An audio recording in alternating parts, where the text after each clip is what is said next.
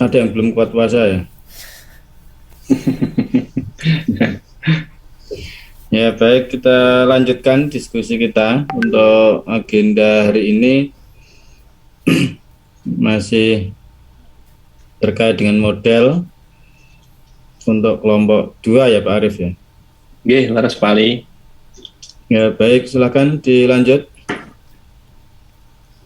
Oke. Ya, Mbak Vera baru di Mandalika ya. Yang kemarin Bapak. Ya baik, silakan Pak Arif dipimpin. Oke, baik. Teman-teman semuanya, sebelumnya Assalamualaikum warahmatullahi wabarakatuh. Waalaikumsalam. Warahmatullahi wabarakatuh. Yang terhormat Pak Ali selaku dosen pengampu dan yang saya banggakan teman-teman semuanya. Hari ini nanti akan kita lanjutkan diskusi kita untuk materi terkait dengan model-model pembelajaran bahasa ya, yang mana kemarin kita sudah banyak membahas ya kaitannya dengan membaca dan berbicara ya masalah kemarin ya.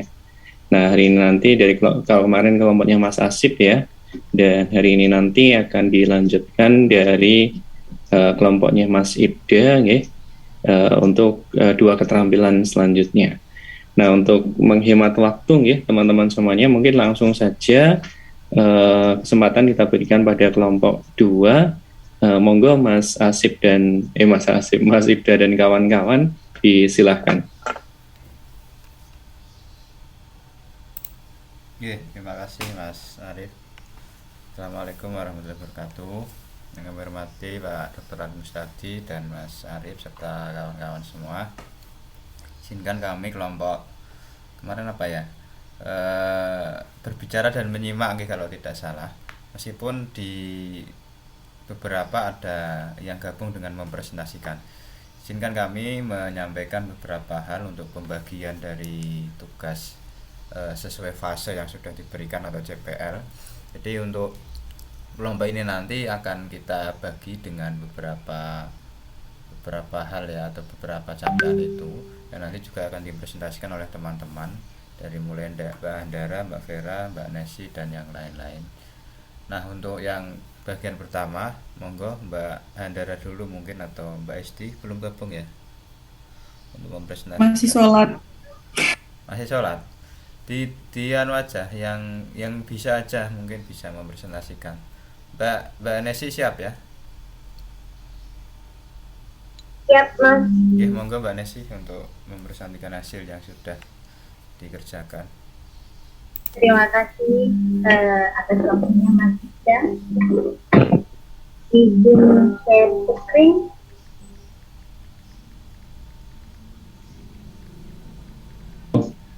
Bentar Mbak.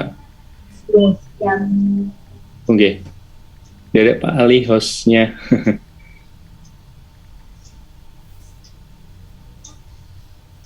Oke.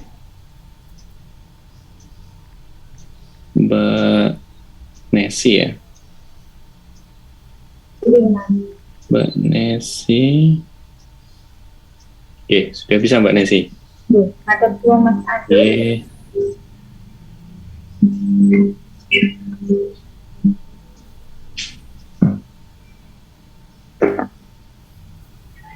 Terima kasih teman-teman. Assalamualaikum warahmatullahi wabarakatuh. Waalaikumsalam warahmatullahi wabarakatuh. Hari ini kami akan melanjutkan penjelasan tentang model-model pembelajaran, tapi dengan dengan keterampilan menyimak dan menyimak dan berbicara, gitu ya. Ya, kebetulan saya ditugaskan atau mendapat bagian tentang menyimak gitu. Nah, jadi untuk kurikulum Merdeka ini karena lebih ditekankan pada pembelajaran berdiskusi, yang mana guru itu melihat pembelajaran itu dari berbagai perspektif gitu. Jadi guru itu dapat mengakomodir kebutuhan belajar siswa dan lain sebagainya. Nah, di sini untuk model-model pembelajaran menyimak di SD pada kurikulum Merdeka mungkin ini bisa menjadi usulan begitu ya, bukan sebagai yang sudah saya tuliskan tentang model-model apa saja yang sudah dituliskan di kurikulum Merdeka begitu. Jadi ini mungkin bisa menjadi usulan untuk digunakan guru dalam pembelajaran menyimak di SD. Yang pertama ada model pembelajaran STAD. STAD ini yaitu Using Achievement Decision. Ini pertama kali dikemukakan oleh Robert Slavin dan kawan-kawan pada tahun 1996. Nah, banyak juga sekarang para peneliti itu yang sudah menggunakan STAD untuk membuktikan keefektifan begitu pengaruhnya dan lain sebagainya begitu sampai tahun 2022 juga masih ada. Oke, model STAD ini yang mana pembelajaran itu dilakukan oleh guru untuk menciptakan suatu tim yang berkemampuan majemuk gitu. Yang mana nanti ketika siswa itu yang di dalam kelas memiliki kemampuan majemuk nanti akan berlatih untuk mempelajari konsep dan keahlian secara bersama-sama. Nah itu STAD. Dan di sini ada beberapa sintaks dari STAD sendiri. Yang pertama, membentuk kelompok secara campuran. Nantinya guru ini ketika memilih kelompok yang berdasarkan STAD campuran ini bisa melihat berdasarkan prestasi, kemudian bisa melihat secara jenis kelamin dan lain sebagainya. Kemudian sintaks yang kedua yaitu guru menyajikan pelajaran, kemudian guru memberikan tugas kepada kelompok untuk dikerjakan oleh anggota kelompok. Nah, anggota yang sudah paham itu diharuskan atau diwajibkan untuk memberikan penjelasan kepada anggota lain yang belum paham di sintaks yang ketiga. Kemudian yang keempat yaitu guru memberikan pertanyaan kepada guru siswa. Kemudian yang kelima memberi evaluasi dan yang keenam itu kesimpulan. Nah, analisisnya model STAD ini cocok diterapkan pada fase B dan C begitu. Nah, di kurikulum Merdeka pada CPL umum yang tertulis di fase B dan C yang mana peserta didik itu mampu memahami, kemudian menanggapi dan menyampaikan informasi dan pesan baik lisan maupun tulisan. Siswa itu dapat mempresentasikan, gitu ya, dapat menyampaikan, dapat memahami dan menanggapi informasi yang sudah diberikan oleh guru, gitu ya, baik lisan maupun tulisan. Nah, sedangkan ada kelebihan dan kelemahan dari model STAD ini. Kelebihan model STAD ini yang pertama, setiap siswa itu memiliki kesempatan untuk memberikan kontribusi yang substansial kepada kelompok dan posisi anggota kelompok, begitu. Yang kelebihan yang kedua, menggalakkan interaksi secara aktif dan positif sehingga bentuk kerjasama anggota kelompok yang menjadi lebih baik. Kelebihan yang ketiga itu membantu siswa untuk memperoleh hubungan pertemanan lintas ras, kemudian suku, agama, gender, kemampuan akademis yang lebih banyak dan beragam. Di kurikulum Merdeka itu juga mengangkat tentang keberagaman gitu ya. Nah, sedangkan kelemahan untuk metode STAD ini yang pertama ditinjau dari sarana kelas, yang mana pengaturan tempat duduk untuk kerja kelompok itu sangat menyita waktu karena banyak ruang kelas yang tidak memadai untuk siswa bekerja kelompok gitu, karena kebanyakan ruang kelas itu pas untuk posisi kursi yang standar gitu. Yang kedua, kelemahan yang kedua yaitu jumlah siswa yang besar, bisa dikatakan besar, gemuk gitu ya.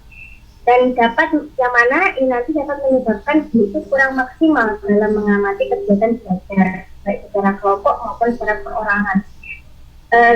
Guru itu mengalami kewalahan ketika banyak siswa yang bertanya, saya ketika belajar kelompok melakukan kayak ke kelompok lingkaran, bentuk lingkaran-lingkaran. Nah, yang bertanya itu sebenarnya agak kewalahan untuk yang kelemahan dari STAD ini pada jumlah siswa yang terlalu banyak atau besar.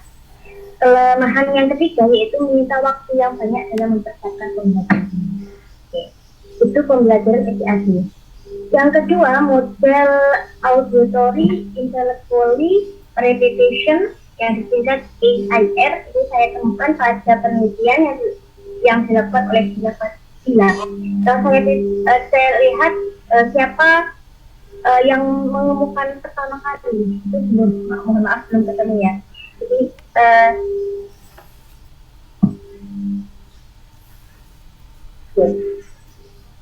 Jadi model AIR ini itu menuntut siswa atau memberikan siswa agar siswa itu aktif dalam pembelajaran, yang mana siswa itu sering mengekspresikan idenya sendiri. Gitu. Siswa memiliki banyak kesempatan dalam pengetahuan secara luas. Nah, dengan kemampuan yang rendah, maksudnya ketika siswa itu ada yang memiliki kemampuan rendah itu dalam merespon permasalahan, dalam merespon ketika diberikan materi itu dapat melakukan tanggapan dengan caranya sendiri. Begitu. Nah, dengan model ini siswa itu diharapkan termotivasi untuk memberikan visi atau penjelasan dalam materi pembelajaran. Nah, kemudian siswa banyak pengalaman di dalam mengikuti pembelajaran untuk menemukan dalam menjawab permasalahan. Nah, sintaks dari model AIR ini yang pertama, siswa dibagi menjadi beberapa kelompok, masing-masing kelompok 4 sampai 5 siswa. Jadi model STAD sama AIR ini kayak kooperatif ya, di pengelompokan, membuat kelompok. Gitu. Sintaks yang kedua yaitu siswa mendengarkan dan memperhatikan penjelasan dari guru, kemudian setiap kelompok itu mendiskusikan tentang materi yang mereka pelajari dan menuliskan hasil diskusi tersebut dan selanjutnya dipresentasikan di depan kelas.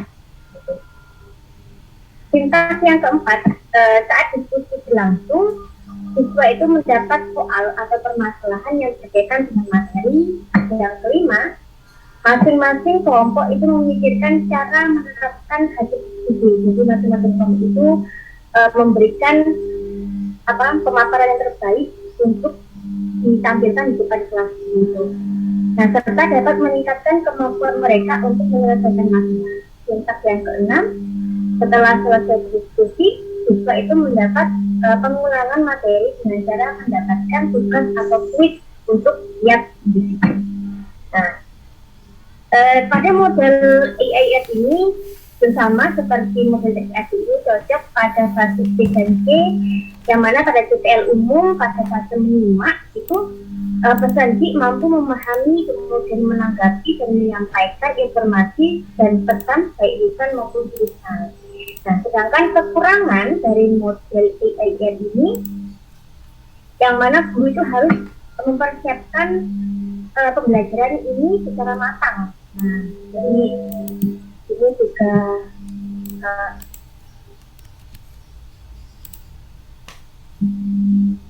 mohon maaf, apakah share saya hilang? Masih Mbak, masih. Oh masih, oke, terima kasih.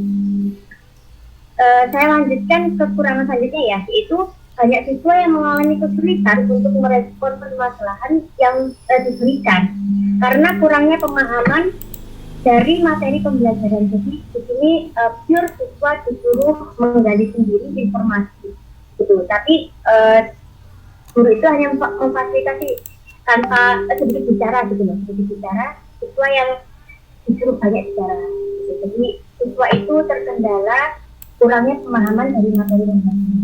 Kemudian siswa dengan kemampuan yang tinggi itu bisa merasa ragu atau cemas ketika menjawab dengan jawabannya, karena tadi kurangnya materi pemahaman dari materi pembelajaran.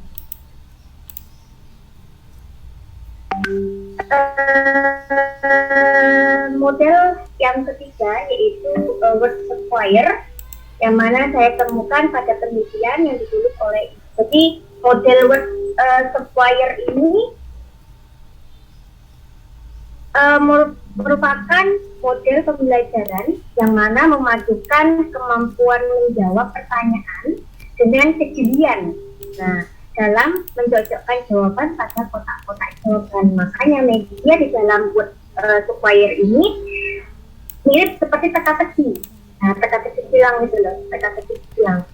Nah, bedanya apa? Bedanya ketika menjawab model word Square ini tidak ada jawaban, namun disamakan dengan menambahkan kotak tambahan dengan barang, bisa huruf atau angka. Nah, penyamaran ini, jadi penyamaran di kotak-kotak itu bisa berupa huruf dan angka. Untuk apa kok disamarkan atau untuk mengejok gitu? Karena tujuannya untuk bukan mempersulit siswa, tapi untuk melatih sikap teliti dan kritis siswa tersebut. Nah, di sini ada sintaks dari model word Square ini. Yang pertama, guru itu menyampaikan materi sesuai kompetensi yang dicapai. Kemudian guru membagi lembar kegiatan sesuai contoh. Sintaks yang ketiga, siswa menjawab soal, yaitu mengisi kotak-kotak tersebut sesuai pertanyaan. Dan yang keempat, yaitu diberikan poin setiap jawaban dalam kotak. Analisisnya, nah, sedikit informasi bahwasannya model pembelajaran word Square ini cocok untuk semua mata pelajaran, gitu. Tergantung tinggal bagaimana seorang guru itu dapat memprogram atau mengatur untuk materinya, untuk memasukkan ke teka-teki silangnya itu, yaitu berupa jumlah pertanyaan yang dipilih yang dapat merangsang siswa berpikir efektif. Jadi model ini itu cocok untuk semua fase A, B, dan C, karena untuk tadi melatih siswa teliti dan kritis. Jadi tinggal bagaimana guru tersebut untuk memodifikasi model word Square ini. Kelebihan dari word Square ini yang pertama, kegiatan tersebut mendorong pemahaman siswa terhadap materi tersebut. Nah, kelebihan dari word Square ini yaitu model pembelajaran ini tuh mampu sebagai pendorong dan penguat siswa terhadap materi yang disampaikan, gitu ya. Melatih ketelitian dan ketepatan dalam menjawab dan mencari jawaban dalam lembar kerja, dan tentu saja yang ditekankan di sini adalah dalam berpikir efektif, yang mana jawaban mana yang paling tepat. Itu kelebihan dari word Square. Bagaimana dengan kekurangannya? Kekurangan dari word Square ini yaitu dalam model pembelajaran ini siswa tidak dapat mengembangkan kreativitas masing-masing. Nah, dan lebih banyak karena siswanya berpikir pada guru. Nah, karena siswa hanya menerima apa yang disampaikan oleh guru, dan dari jawaban yang ada di lembar kerja itu tidak bersifat analisis, cuma butuh ketelitian, gitu ya, teliti dan kritis, gitu. Sehingga siswa tidak dapat menggali lebih dalam yang ada dengan model pembelajaran Square. Oke, mungkin itu saja yang bisa saya sampaikan terhadap model-model pembelajaran menyimak untuk terima kasih. Saya kembalikan ke Mas. Terima kasih Mbak Nesi. Selanjutnya mungkin kita review per aja ya, per satu keterampilan ya, nanti kita diskusi bersama. Selanjutnya mungkin Mbak Vera atau Mbak Esti dulu, monggo. Ya, saya melanjutkan Ya, dari yang Mbak Vera. ini, mohon izin share screen.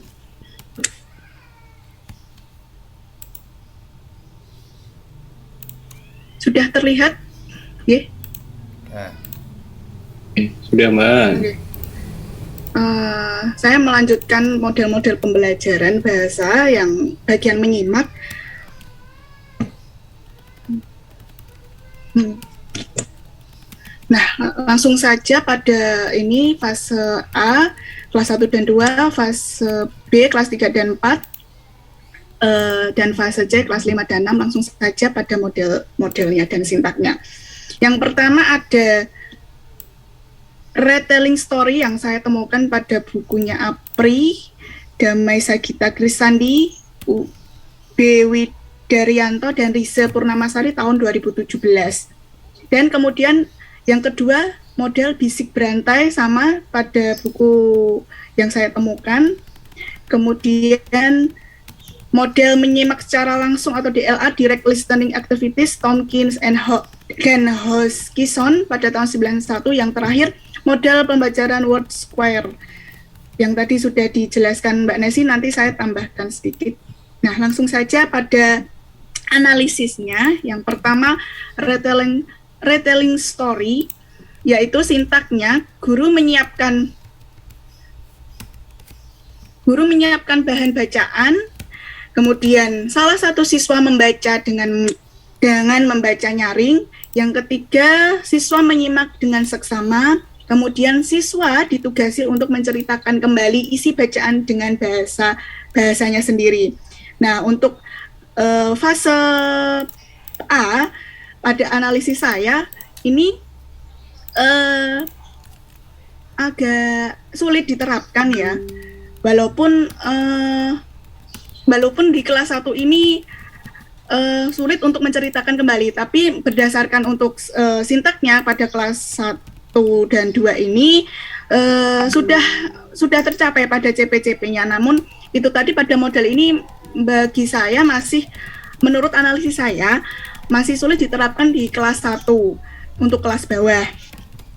Nah, selanjutnya untuk kelas 3 dan 4 fase B-nya pada model ini, pada model retelling story ini tepat digunakan pada kelas 3 dan 4 karena pada CP-nya sudah memenuhi pada sintak-sintak tadi, dan dari mulai memahami ide pokok pada teks aural dan sudah dapat menceritakan kembali apa yang telah disimak oleh siswa. Kemudian pada fase C, nah model ini cocok digunakan untuk kelas 5 dan 6. Nah, pada kelas tinggi ini sudah dapat dan sesuai dengan CP-nya dan sintaknya. Model pembelajaran tersebut yang mana kelas ini sudah memenuhi dari menganalisis suatu bacaan maupun mengidentifikasi teks aural yang telah dibacakan. Kemudian untuk model yang kedua adalah bisik berantai. Sintaknya, yang pertama, guru membisikkan suatu pesan kepada siswa. Kemudian siswa tersebut membisikkan pesan itu kepada siswa kedua. Kemudian siswa kedua itu membisikkan pesan kepada siswa ketiga. Begitu seterusnya. Sampai yang terakhir, siswa yang terakhir menyebutkan pesan itu dengan suara yang jelas di depan kelas. Kemudian guru memeriksa apakah pesan itu benar-benar sampai pada siswa yang paling akhir atau tidak. Itu sintaknya. Kemudian analisis saya pada fase A ini, model ini sangat cocok juga diimbangi dengan games, ada nuansa gamesnya ya, dan ini juga sangat menarik, dan apalagi di siswa kelas rendah dengan nuansa bisa permain games ini sangat tertarik dan memenuhi, bagi saya analisis sudah memenuhi dari CPL yang ada di kelas 1 dan 2. Kemudian yang fase B dari model bisik berantai ini juga sangat cocok digunakan di kelas 3 dan 4 karena model ini juga tadi yang saya sampaikan, ada nuansa model bisa nuansa gamesnya, jadi siswa itu tertarik dengan ada pesan berantai dari pesan 1 ke pesan kedua dengan teman-temannya dan bisa perkelompok begitu. Nah, model dengan sintak yang menarik ini sesuai dengan CP pada kelas ini dasar memahami suatu pesan dan dapat mengkomunikasikan sampai mampu memaknai apa yang dibicarakan atau apa yang disampaikan tadi dari pesan yang pertama sampai yang terakhir. Kemudian yang di fase C yang kelas 5 dan 6 masih dengan model bisik berantai. Model ini juga masih cocok dan sangat cocok untuk di kelas tinggi. Nah, sintak ini memenuhi capaiannya untuk dari mulai menganalisis hingga dapat berbagi informasi baik teks maupun audio dengan model pembelajaran dan menarik dengan masih tadi dengan bisa nuansa games. Kemudian yang model ketiga yaitu model menyimak atau direct listening activities. Sintaknya, guru mengemukakan tujuan pembelajarannya, membacakan judul teks, simaan, bertanya jawab dengan siswa tentang hal-hal yang berkaitan dengan judul bahan simaan sebagai upaya untuk membangkitkan unsur siswa. Nah, selanjutnya guru mengemukakan hal-hal pokok yang perlu dipahami dalam menyimak. Nah, analisis saya pada fase A, model ini cocok digunakan di kelas rendah, di kelas fase A ini. Namun di sini lebih ke teacher center ya, yang mana pada kelas 1 ini lebih guru itu malah lebih aktif untuk membimbing. Nah, saya rasa di sini kurang cocok. Saya pribadi kurang cocok dalam kelemahannya ya, membuat siswa tidak aktif atau kurang aktif.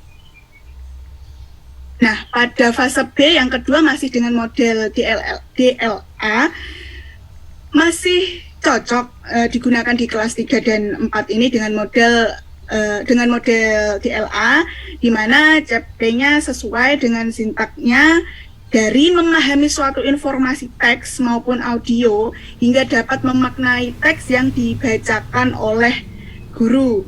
Namun dalam berkomunikasi saya rasa masih kurang dan minim karena itu tadi masih teacher center. Yang untuk model DLA untuk fase C, nah pada model ini masih cocok digunakan di kelas tinggi. Nah, sesuai dengan sintaknya dari menganalisis suatu informasi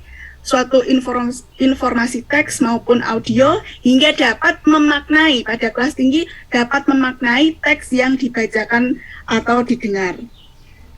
Yang terakhir tadi model pembelajaran word square, ini fase-fasenya menyajikan informasi pada guru ini menyampaikan materi dan siswa menyimak cerita yang dibacakan oleh guru. Kemudian yang kedua, membimbing siswa. Nah, pada fase ini guru membimbing dalam mengerjakan LKS Word Square. Yang ketiga ada fase evaluasi. Nah, pada fase ini guru memberikan evaluasi kepada siswa untuk mengetahui sejauh mana pemahaman siswa terhadap materi pembelajaran yang telah disampaikan. Yang terakhir, fase memberikan penghargaan. Pada fase ini, guru memberikan penghargaan terhadap upaya maupun hasil belajar siswa berupa 1 poin untuk setiap jawaban yang benar. Nah, ini masih bisa untuk nuansa games ya. Kalau tadi Mbak Nesi keseluruhan, saya menjabarkan per fase. Yang pertama, fase A. Model ini, pada model Word Square ini pada fase A, kelas 1 dan 2 ini cocok digunakan dan sesuai dengan sintaknya. Nah, anak ini bersikap menjadi pendengar yang baik. Kemudian pendengar yang baik ketika guru itu membacakan teks hingga memahami teks yang telah dibacakan atau yang telah didengar. Nah, kemudian model ini juga tadi yang saya sampaikan dengan dibarengi dengan model yang menarik masih dengan nuansa games. Nah, untuk fase B pada masih model pembelajaran Word Square ini, pada fase B ini kelas 3 dan 4. Nah, model ini juga cocok digunakan di kelas 3 dan 4. Nah, CP yang sesuai sintak-sintaknya tadi, memahami teks yang dibacakan atau didengar hingga sampai mampu peserta berkomunikasi sesuai instruksi dan dibarengi dengan model yang menarik ini. Nah, yang terakhir, masih model Word Square pada fase C, kelas tinggi 5 dan 6. Ya, analisis saya, model ini cocok digunakan pada kelas 5 dan 6. Nah, CP ini juga sesuai dengan sintak dari menganalisis informasi yang didapat hingga dapat menyajikan informasi yang telah dibaca atau didengar hingga baik di kelas tinggi yang dituntut ya untuk dapat memahami, menguasai pada CPL ini. Yang terakhir itu sumber-sumber yang saya dapatkan dari model-model pembelajaran pada bagian menyimak.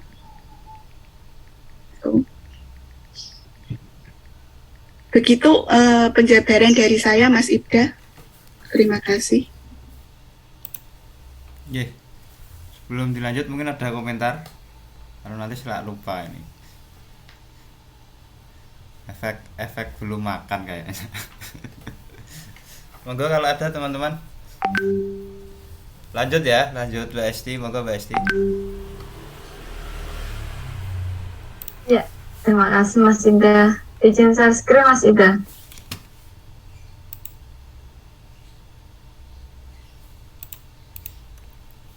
Yang hostnya siapa ini? Mas Ari kayaknya, Mas. Oh, Mas Ari. Atau yang udah jadi. Oke, bentar Mbak Esti. Oke. Iya, makasih Mas.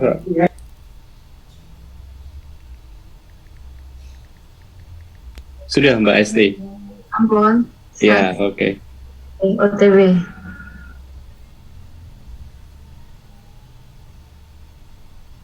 Ampun terlihat ya teman-teman? Masih proses Mbak. Bisa.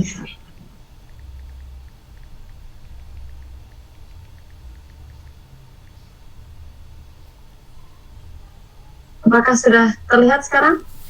Masih proses. Belum, masih. Sinyalnya lapar ini. Iya. Coba. Sudah tampil.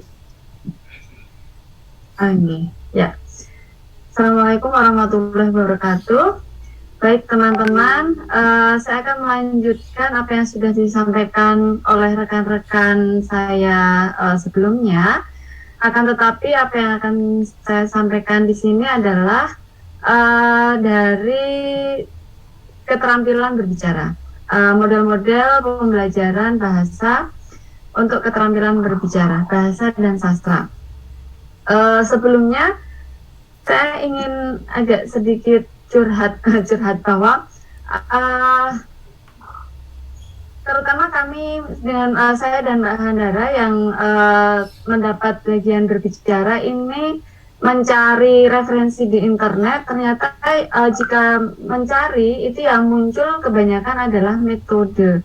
Jadi untuk model pembelajarannya kami hanya menemukan beberapa yang khusus untuk keterampilan berbicara, dan itu pun yang sudah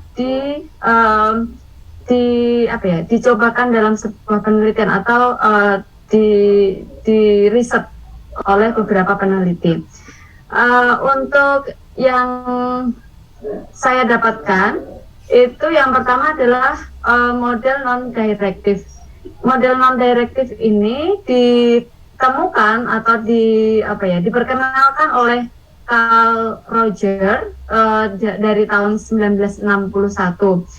Model pembelajaran ini adalah salah satu model mengajar di mana siswa melakukan observasi mereka sendiri, mampu melakukan analisis mereka sendiri, dan mampu berpikir sendiri. Kalau dilihat-lihat sekilas ini seperti inquiry learning atau discovery learning. Jadi lebih membebaskan siswa untuk mencari tahu terlebih dahulu. Nah, untuk sintaks dari model non-directive ini, yang pertama ada dua fase. Yang pertama, menciptakan suasana yang akan diterima. Yang kedua, individu atau kelompok mengidentifikasi dan mengidentifikasi tujuan-tujuan belajar mereka. Untuk langkah-langkah yang dilakukan, yaitu guru menentukan masalah dan memberikan pokok-pokok tugas.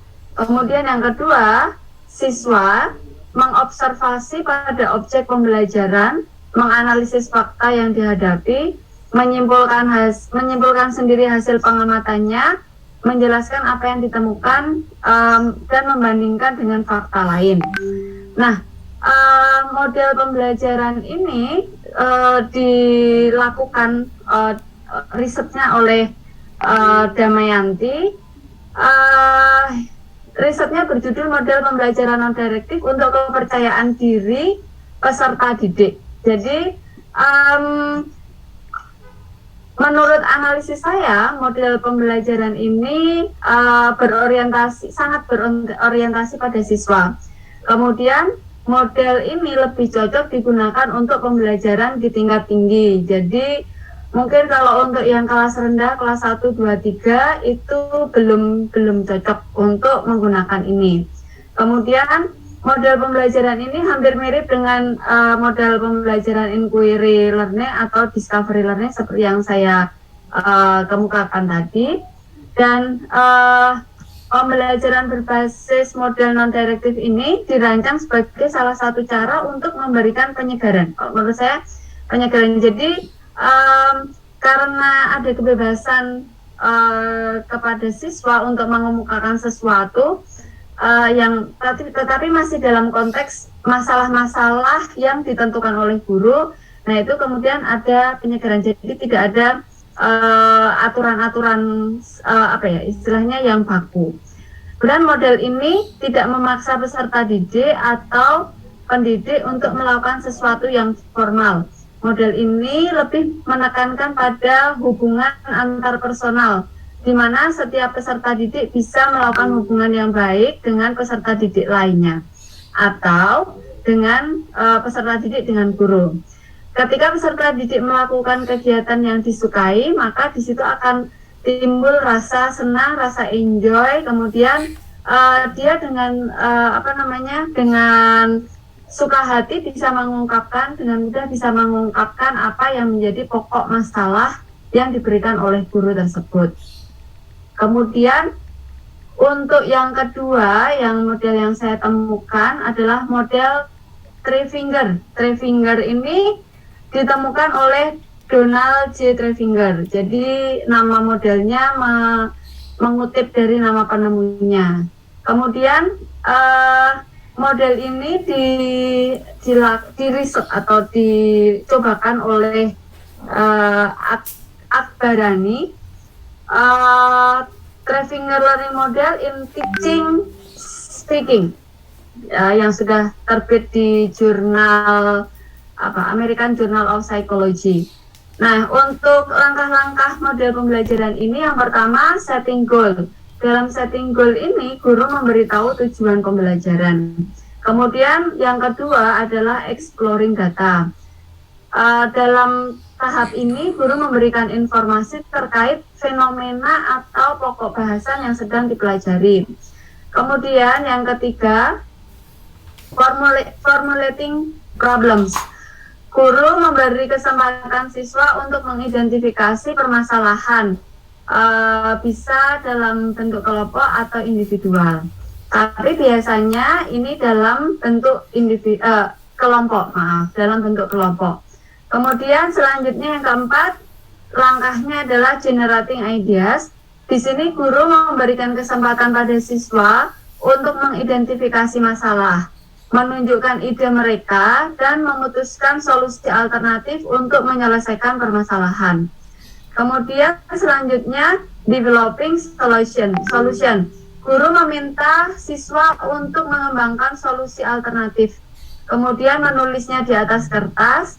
Nah, di tahapan ini dapat meningkatkan dan menguatkan keterampilan berinteraksi siswa dalam satu kelompok itu. Jadi ada sebuah interaksi dalam kelompok. Nah, kemudian interaksi ini juga disinyalir bisa menguatkan keterampilan berbicara anak dalam mengungkapkan ide-ide mereka. Kemudian selanjutnya adalah building acceptance. Setelah tadi siswa berdiskusi dalam kelompok, kemudian menulis di atas kertas tentang alternatif solusi, kemudian mereka mempresentasikannya di depan kelas. Nah, kemudian kelompok lain diharapkan memberikan tanggapan atau feedback, gitu. Jadi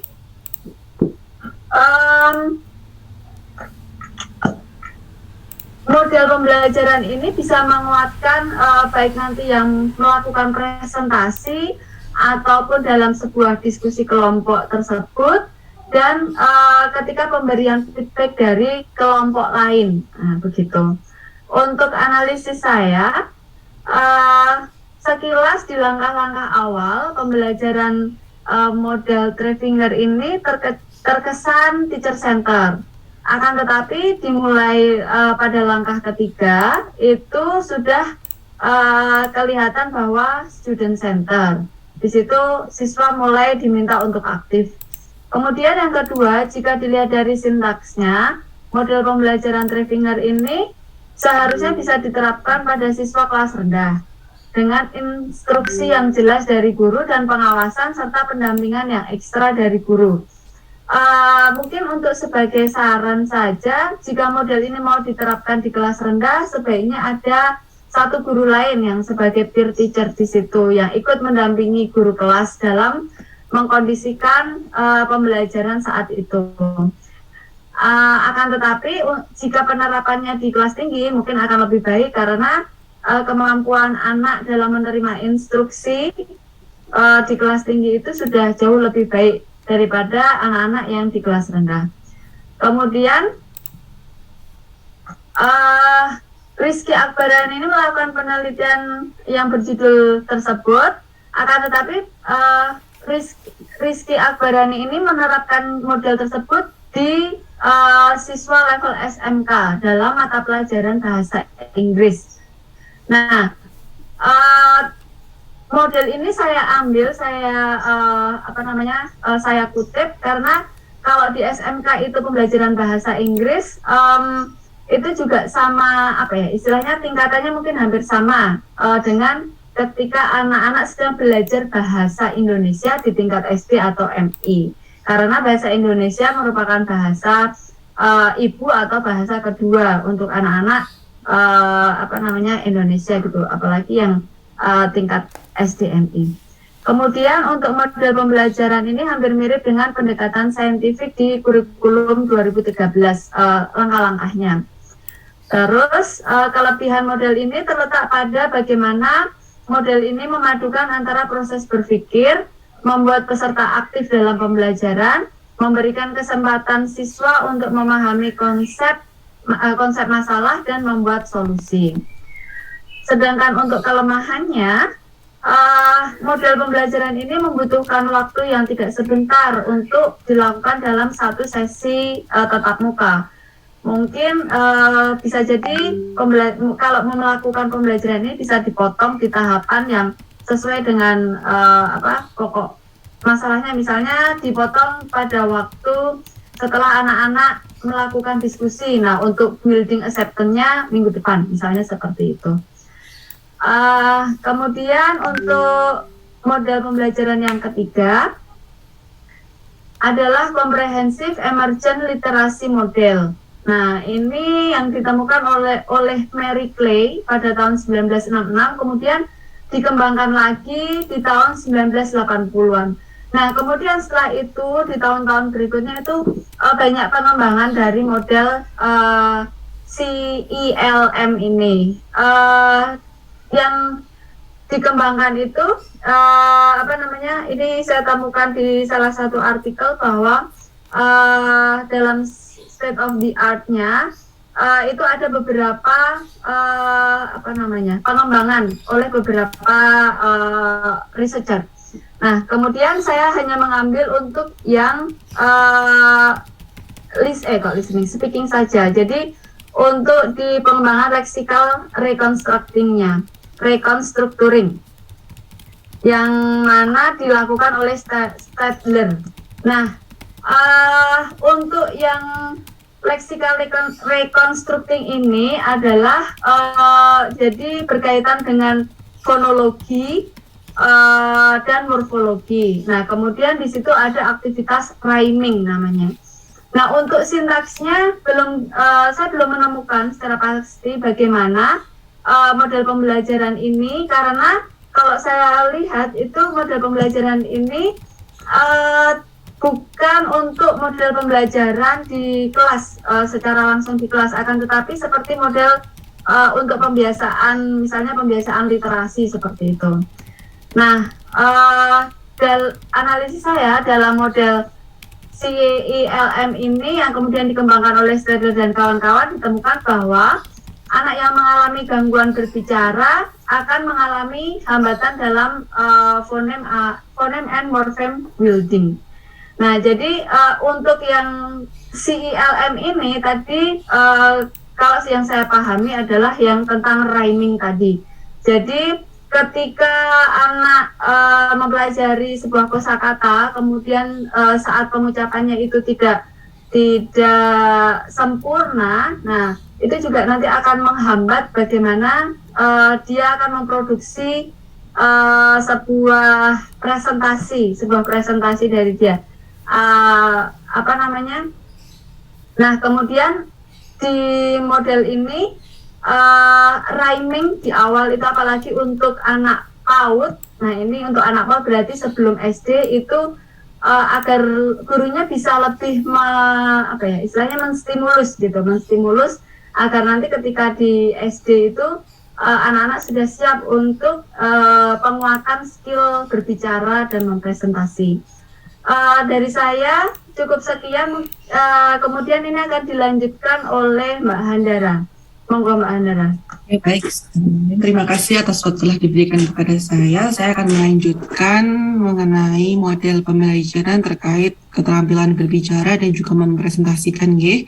Yang pertama yaitu ada model kooperatif tipe listening team. Nah, ini merupakan model yang menuntut siswa untuk berpikir kritis, yang mana setiap kelompoknya itu adalah siswa itu memiliki tugas yang berbeda. Nah, sehingga siswa dapat berperan aktif dalam mengemukakan pendapatnya. Nah, ini sebelum dilakukan kegiatan pembelajaran dengan model ini, yaitu ada penjelasan dari guru dulu begitu. Jadi guru menjelaskan dulu, baru siswa itu secara berkelompok itu melakukan tugasnya masing-masing.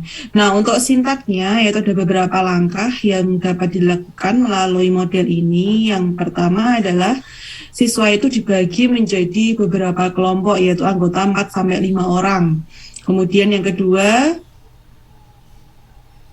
menjelaskan pada tiap kelompok bahwa mereka mempunyai kewajiban untuk menjelaskan materi yang disampaikan oleh guru. Jadi sebelumnya itu guru itu menjelaskan materi dulu, kemudian nanti masing-masing siswa itu nanti memiliki tugas masing-masing untuk menyampaikan materi apa begitu.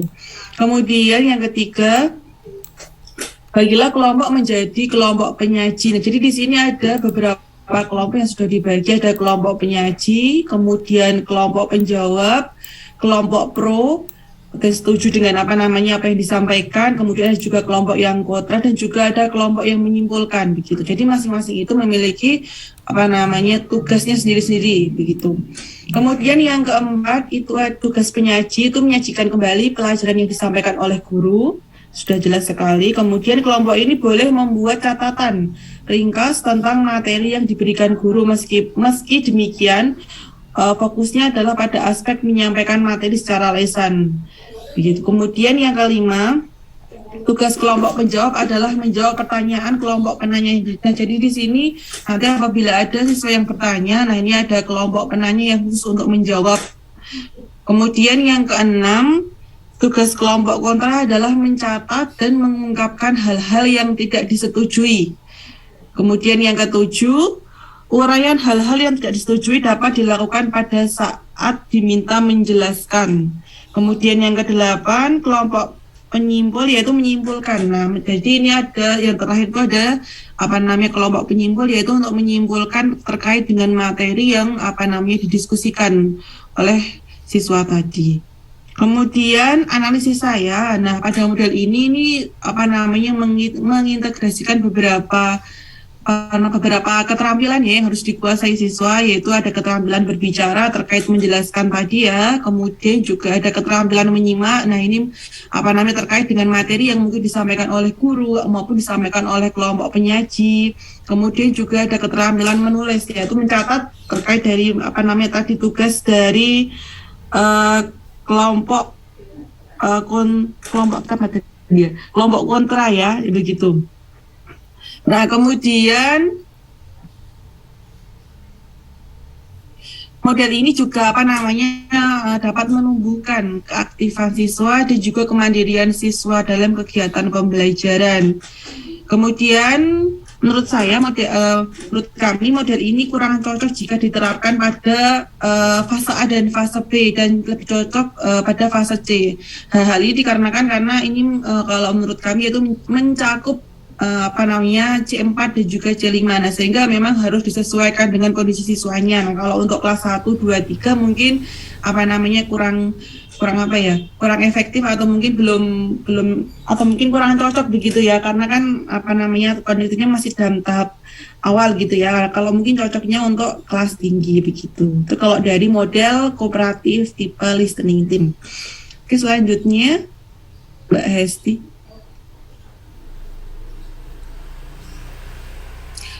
Kemudian selanjutnya kita masuk ke model in the news. Nah, model ini menekankan siswa untuk mencari, mengolah, dan mengkomunikasikan berbagai macam informasi dari sumber yang mereka gunakan. Nah, untuk sintaksnya, yang pertama adalah siswa itu sama seperti tadi dibagi menjadi beberapa kelompok, kemudian setiap kelompok itu siswa diminta untuk membaca artikel. Nah, tentunya artikel ini atau mungkin artikel ini tentunya berbeda-beda ya masing-masing kelompoknya begitu. Kemudian yang ketiga, nah selagi membaca siswa juga ditugaskan untuk menulis. Nah, menulis rangkuman yang dibaca tadi, artikel yang dibaca tadi. Kemudian yang keempat, setelah membaca dan menulis, siswa juga diminta untuk menukar artikel yang dibaca dengan teman kelompok lain. Nah, jadi di sini masing-masing kelompok tadi kan memiliki rangkuman artikel yang berbeda-beda. Nah, jadi nanti diputar begitu, kemudian tiap kelompok diminta merangkai ulang pokok-pokok berita atau artikel yang dibaca dengan bahasa sendiri. Nah, jadi setelah tadi diputar begitu ya, maka yang membaca tadi, yang mendapat tadi adalah untuk ditugaskan lagi untuk merangkai informasi terkait dengan rangkuman teman yang lain begitu. Jadi tugasnya adalah merangkum begitu. Kemudian yang keenam, kelompok juga menyediakan sanggahan jika ada uraian kelompok lain yang tidak sesuai. Nah, jadi di sini juga siswa diberikan kebebasan untuk berpendapat terkait dengan materi yang mungkin kurang pas begitu. Kemudian yang ketujuh, pokok-pokok sanggahan dijadikan bahan diskusi dalam masing-masing kelompok. Nah, jadi di sini ketika nanti mendapatkan masalah atau mungkin kurang sesuai, nanti bisa menjadi bahan diskusi. Kemudian yang kedelapan, semua kelompok harus menyajikan kesimpulan hasil secara lisan. Jadi nanti masing-masing kelompok itu menyajikan kesimpulan dari artikel tadi gitu. Nah, analisis saya di sini model ini menggabungkan ya tadi keterampilan membaca terkait dengan membaca artikel, kemudian menulis terkait dengan merangkum, dan juga berbicara. Nah, berbicara tadi adalah menyampaikan hasil kesimpulan begitu ya. Kemudian nah di sini dalam artikel tadi siswa itu juga dituntut untuk memahami, kemudian menganalisis, dan juga mengemukakan secara lisan. Nah, model ini tentunya akan meningkatkan ya pengetahuan kosakata yang dimiliki siswa, karena tadi kan disuruh merangkai ulang ya pokok-pokok berita, sehingga akan meningkatkan kosakatanya begitu. Kemudian juga siswa juga didorong untuk berpikir tingkat tinggi dengan mengolah dan mengkomunikasikan berbagai informasi yang ada di artikel tadi. Nah, model ini kurang cocok diterapkan pada fase A dan fase B ya, tapi akan lebih cocok ada fase C. Nah, karena mencakup C4 dan juga C5. Gitu. Kemudian langsung saja yang ketiga, yaitu metode role playing. Nah, kasus tidak asing lagi ya, yaitu metode bermain peran ya, yang mana masing-masing siswa itu memiliki tugas untuk memainkan peran sesuai dengan peran apa yang dia dapat. Nah, untuk sintaksnya, yang pertama memilih situasi bermain peran. Jadi tema apa yang akan diperankan begitu ya, harus harus jelas. Kemudian yang kedua, mempersiapkan kegiatan bermain peran. Yang ketiga, memiliki peserta atau pemain peran. Kemudian yang keempat, mempersiapkan penonton. Yang kelima, memainkan peran. Kemudian yang keenam, mendiskusikan dan mengevaluasi kegiatan bermain peran. Jadi di sini ketika nanti sudah selesai bermain peran, maka juga ada diskusi dan juga evaluasi dari kegiatan bermain peran tersebut. Nah, analisis saya di sini, model ini menggabungkan penguasaan keterampilan berbicara ya, dan juga menyimak begitu. Pembelajaran menggunakan model role playing tentunya akan sangat menarik ya bagi siswa, karena siswa dapat bebas mengekspresikan pendapatnya dengan menirukan orang lain yang diperankannya gitu. Kemudian lanjut ke bawah Mbak Hesti. Nah, menurut kami model ini tentunya akan meningkatkan rasa percaya diri siswa ya dalam berbicara begitu. Kemudian model ini juga cocok diterapkan pada fase A, B, dan C. Nah, tapi ini juga tergantung dari materinya ya. Tentunya untuk fase A, fase B, dan fase C juga harus dipertimbangkan begitu. Tema peran apa yang akan dilakukan oleh siswa tersebut. Sehingga kalau menurut saya ini cocok untuk semuanya. Nah, tentunya dalam model ini juga siswa akan tertarik dan juga merasa menyenangkan ya bagi siswa. Begitu. Kemudian lanjut ke bawah lagi. Kemudian yang keempat ini ada kooperatif tipe jigsaw. Nah, tidak asing lagi juga bagi kita. Model ini adalah pembelajaran yang mana ada beberapa kelompok, kemudian ada kelompok materinya juga dibagi secara heterogen begitu ya. Materi pembelajaran yang diberikan kepada siswa berupa teks dan setiap anggota bertanggung jawab ketuntasan bagian materi pelajaran yang harus dipelajari. Jadi masing-masing ada kelompok ada dua kelompok begitu ya. Ada kelompok kelompok 1 dan kelompok 2 begitu. Ada yang jadi masing-masing kelompok itu nanti memiliki materi-materi yang berbeda, yang mana masing-masing kelompok nanti akan menjelaskan ke kelompok lain begitu. Kemudian untuk sintaksnya, yang pertama adalah kelas dibagi menjadi beberapa kelompok 4-5 orang dengan anggota yang heterogen. Kemudian yang kedua, materi disajikan dalam bentuk teks dan siswa juga bertanggung jawab untuk mempelajari suatu bagian materi. Nah, jadi di sini sebelum nanti berpencar begitu ya, siswa harus membaca dulu materi terkait dengan nanti akan disampaikan ke kelompok lain. Kemudian yang ketiga, para anggota dari beberapa tim yang berbeda memiliki tanggung jawab mempelajari suatu bagian materi yang sama dan berkumpul untuk saling membantu mengkaji materi tersebut. Kemudian kumpulan siswa ini ada kelompok pakar, adalah kelompok pakar. Jadi di sini ada kelompok ahli begitu ya. Jadi menguasai satu materi, kemudian nanti berpencar untuk menjelaskan ke kelompok lain. Kemudian yang keempat, para siswa yang berada dalam kelompok pakar kembali ke kelompok semula untuk mengajar anggota lain mengenai materi yang telah dipelajari dari kelompok pakar. Nah, nanti setelah kembali kemudian diskusi terkait dari materi yang sudah didapatkan oleh anggota kelompok tersebut. Kemudian yang kelima, setelah dilakukan diskusi, para siswa dievaluasi secara individual mengenai bahan materi yang dipelajari. Anggota yang memiliki skor tinggi diberi penghargaan. Nah, jadi di sini ada evaluasi. Nah, setelah ada kegiatan diskusi tersebut ada evaluasi mungkin terkait apakah materi yang disampaikan itu benar ataukah salah begitu ya. Nah, kemudian nanti untuk anggota yang untuk anggota yang dapat menjelaskan secara detail terkait dengan materi yang disampaikan, maka akan diberikan penghargaan begitu. Kemudian untuk analisisnya, Model ini menggabungkan penguasaan antara keterampilan membaca, keterampilan menyimak, dan juga berbicara. Nah, di sini siswa juga dituntut untuk menguasai materi dan menjelaskannya pada teman lainnya. Selain itu juga dibutuhkan keterampilan dalam menjelaskan sehingga teman lainnya mudah dalam memahami begitu. Jadi harus memiliki keterampilan menjelaskan yang baik begitu ya.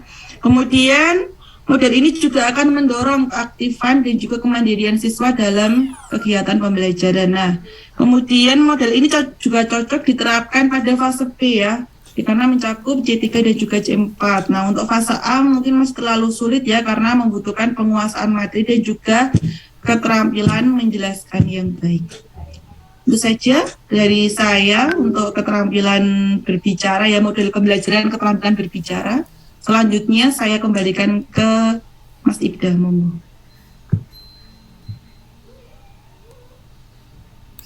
Terima kasih Mbak Esti dan Mbak Andara.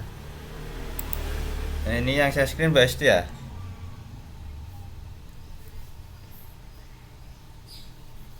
Halo Mbak Esti. Ya, Mbak Esti. Kayaknya lagi ngadat ini. Sinyalnya susah. Nah. Ya begitu teman-teman, untuk lanjutan ini mungkin terakhir ya, terkait dengan model-model apa saja yang sudah kita jadikan bahan review. Yang pertama ini untuk karya sastra ya, terkait dengan keterampilan menyimak, berbicara, dan mempresentasikan, khususnya dalam konteks model pembelajaran. Memang seperti yang disampaikan Mbak Isi tadi, kita kesulitan dalam mencari literatur terkait dengan menyimak, berbicara, dan mempresentasikan, khususnya update terkait tahun ya, karena di beberapa platform Google Scholar, Sinta, dan juga Publish or Perish itu juga sudah kita gunakan, namun kebanyakan hasil penelitian terkait dengan R&D, PTK ya, dan seterusnya. Nah, untuk model pembelajaran sendiri ini sangat susah kita temukan, sehingga yang muncul itu memang kebanyakan dalam konteks bahasa Inggris ya, bukan bahasa Indonesia seperti itu. Jadi mohon maaf jika nanti memang buku-buku ataupun jurnal, artikel jurnal ini susah kami temukan. Nah, untuk model pembelajaran menyimak untuk fase A ya, ini kami temukan model pembelajaran menyimak produktif ya, menurut pendapatnya Witrok dan Paulina Panen.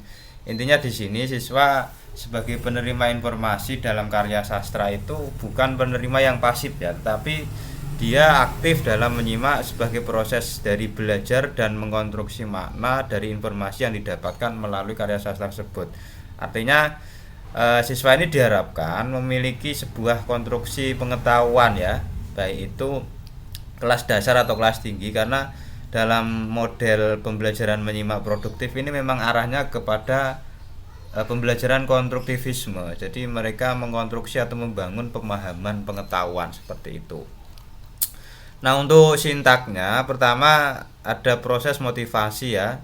Ini anak harus senang terhadap karya sastra itu sendiri, dan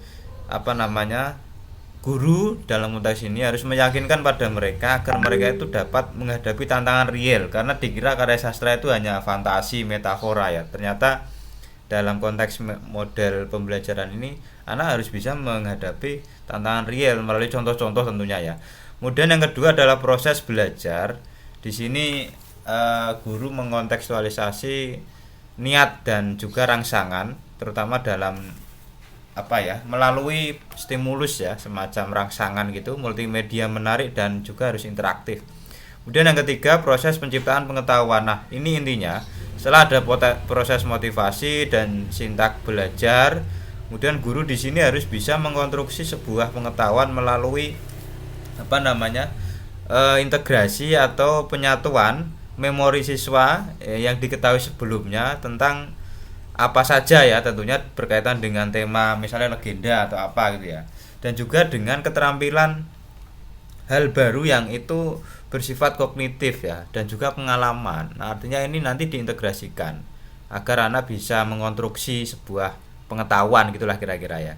Kemudian yang terakhir adalah proses menghasilkan. Jadi ketika proses penciptaan pengetahuan di nomor 3 tadi, siswa kan memproduksi ya hubungan antara informasi yang didapatkan sebelumnya, entah pengalaman pahit, pengalaman manis ya, atau pengalaman yang lain ya, berkaitan dengan pengetahuan apa saja yang didapatkan anak sebelum mendapatkan materi ini. Kemudian guru ini mencoba mengorelasikan antara informasi yang didapatkan siswa itu dengan pengalaman empirik yang sudah disampaikan atau yang akan disampaikan guru.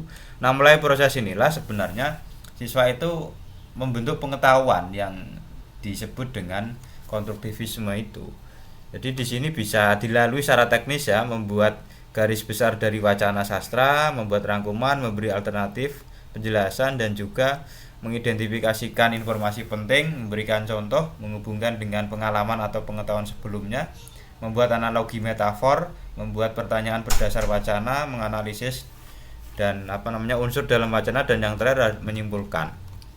Nah, kalau kita lihat meskipun ini konstruktivisme ya, sebenarnya bisa diterapkan di kelas manapun menurut kami, bisa di fase A, fase B maupun fase C. Artinya anak-anak ketika meskipun kelas 1 pun pasti punya pengalaman ya. Jadi nanti materinya ini menyesuaikan memang sesuai CPL ataupun sesuai materi ya. Tetapi kan dalam konteks penyampaian atau penerapan model ini, guru bisa mengelaborasinya agar mereka itu memunculkan memori masa lalu dan mengkorelasikan dengan sekarang dan mengambil hikmahnya, kira-kira itu, sehingga menjadi sebuah pengetahuan baru ya. Nah, tetapi kalau secara konten ini kami berpendapat model ini hanya cocok untuk materi karya sastra seperti dongeng, fabel, cerita bergambar, ataupun bisa komik ya yang kekinian, hikayat, legenda dan lainnya. Tapi kalau misalnya puisi kan susah ya, bagaimana meskipun puisi di baitnya itu juga ada unsur-unsur pengalaman anak ya. Aku tertegun ketika melihat matahari mulai dingin misalnya, itu kan pengalaman yang dibahasakan metafor ya. Atau saya lapar ketika dipaksa orang tua saya puasa gitu misalnya, dan seterusnya. Tapi yang cocok memang hemat kami dongeng, fabel, cerita bergambar atau cergam, bisa komik ya kalau yang modern, hikayat, legenda. Kemudian model pembelajaran menyimak produktif ini cocok untuk CPL yang muatannya ada muatan dongeng dan seterusnya tadi, meskipun bisa diterapkan di CPL yang lain ya kira-kira. Nah, ini yang pertama. Kemudian yang kedua kami dapatkan itu model pembelajaran berbicara dan mempresentasikan yang Corsi Review Hore ya. Ini saya susah mencari literatur utamanya, tetapi ada yang terjemahan ataupun yang sudah dikembangkan oleh Huda dan Kardian tahun 2018. Ini intinya model pembelajaran yang erat kaitannya dengan teka-teki dalam menyelesaikan sebuah masalah dalam kotak ya. Meskipun ini kebanyakan memang diterapkan di matematika ya. Dalam proses belajar mengajar, pengetahuan dibangun siswa sedikit demi sedikit yang hasilnya diperluas melalui konteks yang terbatas. Nah, di sini memang nanti arahnya siswa itu dilatih istilahnya menemukan sesuatu yang berguna bagi dirinya dan bergelut dengan ide-ide, karena nanti ada bangunan yang diperoleh anak melalui informasi dalam proses model ini ya. Nah, sintaknya yang pertama, guru menyampaikan kompetensi yang ingin dicapai secara umum lah ya. Kemudian guru menyajikan, mendemonstrasikan materi sesuai topik dengan tanya jawab ya. Misalnya materi-materi terkait dengan legenda, puisi, fabel ya, ataupun cerpen dan seterusnya yang itu erat kaitannya dengan konteks sehari-hari anak-anak misalnya. Kemudian yang ketiga, membagi siswa dalam kelompok-kelompok ya, karena nanti akan istilahnya bermain seperti itu ya. Nah, yang keempat, untuk menguji pemahaman, siswa diminta membuat kartu atau kotak sesuai dengan kebutuhan. Nah, nanti guru pasnya bisa menyediakan kertas yang sudah dipotong-potong, atau siswa diminta membuat atau membawa sendiri ya, biar tidak ribet seperti itu. Kartu atau kotak tersebut kemudian diisi dengan nomor yang ditentukan guru. Jadi sudah ada penomorannya gitu ya. Kemudian yang kelima, guru membacakan soal secara acak dan siswa menuliskan jawabannya di dalam kartu atau kotak yang nomornya disebutkan guru. Jadi memang dibagi seperti itulah. Guru dan siswa mendiskusikan soal yang telah diberikan tadi. Yang ketujuh, bagi pertanyaan yang dijawab dengan benar, maka ada cek gitu ya, centang gitu ya. Dan langsung berteriak hore gitu ya. Misalnya siapa tokoh yang ada di dalam puisi tersebut. Nah, Bapak, nah, diconteng gitu, hore gitu ya. Atau menyanyikan yel-yel. Jadi saya kira ini sangat menarik jika diterapkan di kelas 1, 2, 3 atau kelas dasar ya. Nilai siswa dihitung dari jawaban yang benar ya, dan banyaknya berteriak hore. Karena kalau sudah benar hore centang itu otomatis ya katakanlah poinnya 10 lah ya kalau untuk anak-anak. Kemudian guru memberikan penghargaan reward pada kelompok yang memperoleh nilai tertinggi atau yang paling sering berteriak hore. Jadi misalnya satu kelas 2 kelompok ya, nggak usah banyak-banyak. Ini saya kira nanti bisa untuk diterapkan dalam konteks keterampilan berbicara dan mempresentasikan. Karena mau tidak mau anak ketika mendemonstrasikan jawaban atau membuat sebuah ulasan dari pertanyaan guru itu juga melalui proses keterampilan berbicara dan mempresentasikan ya. Nah, untuk analisisnya model ini cocok untuk pembelajaran berbicara dan mempresentasikan ya, karena mengajak anak aktif dan berkolaborasi. Tentunya ini juga sesuai dengan arahan dari profil pelajar Pancasila ya. Kemudian model ini dapat menjadi tawaran bagi guru untuk menjadikan pembelajaran berbicara dan mempresentasikan karya sastra sebagai karya yang mudah dipahami dan menyenangkan. Nah, meskipun aslinya hakikat pembelajaran sastra anak itu menyenangkan, namun banyak anak itu yang susah memahami karya sastra, utamanya cerpen misalnya atau novel, bahkan orang dewasa, karena menganggap bahasanya itu fiksi ya, bahasanya itu metafor, kalau orang Jawa ya pasemon ya, tidak nyata gitu loh. Makanya ketika sudah terstigma seperti itu kadang sastra itu susah. Nah, itu mungkin ini model ini bisa diterapkan karena membuat anak aktif ya, tidak terasa dia ternyata melalui proses misalnya apresiasi sastra dari misalnya tokoh-tokoh yang sudah mainstream ya, Malin Kundang misalnya, bawang merah bawang putih dan lain sebagainya, itu menjadi sebuah materi yang nilai-nilainya itu didapatkan siswa. Nah, saya kira ini mungkin tawaran ya, atau bisa kita terapkan dalam pembelajaran berbicara dan mempresentasikan khususnya dalam karya sastra. Kemudian yang lain ini menyimak yang fase B, yaitu direct interaction ya, yang diperkenalkan oleh Aren. Ini juga bukunya sudah kita kaji di mata kuliah yang lain ya. Ini model pembelajaran yang menekankan pada penguasaan konsep atau perubahan perilaku dengan mengutamakan pendekatan deduktif ya. Jadi sintaknya ada orientasi, kemudian presentasi, dan yang terakhir itu latihan terstruktur, dan yang terakhir tahap latihan.